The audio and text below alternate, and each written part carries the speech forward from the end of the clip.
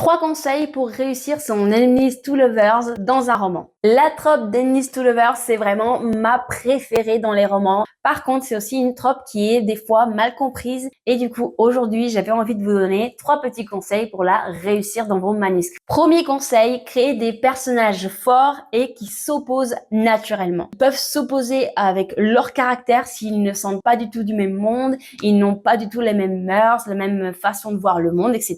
Par exemple, dans Farendel, c'est comme ça. Valérian, c'est le prince des connards. Et Meredith, elle a été élevée par des humains. Donc, en même temps, elle n'a pas la prétention des fées et ça explose dès qu'ils se rencontrent. Mais l'opposition peut aussi venir de l'extérieur. Donc, c'est-à-dire, par exemple, des clans de la famille qui sont opposés, qui sont ennemis.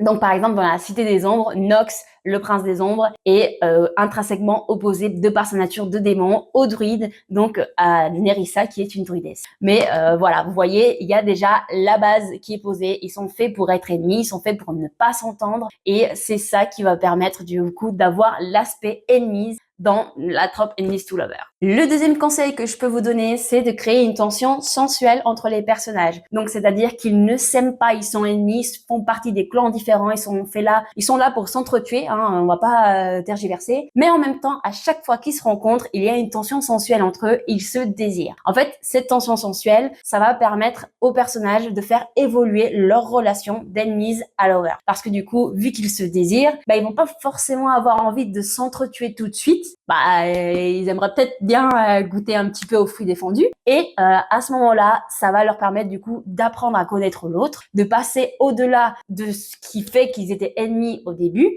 Et du coup, c'est avec ça que la relation va évoluer et du coup, on aura le droit à un bon lovers derrière. La clé pour réussir son enemies to lovers, elle est vraiment là, elle est dans l'évolution de la relation.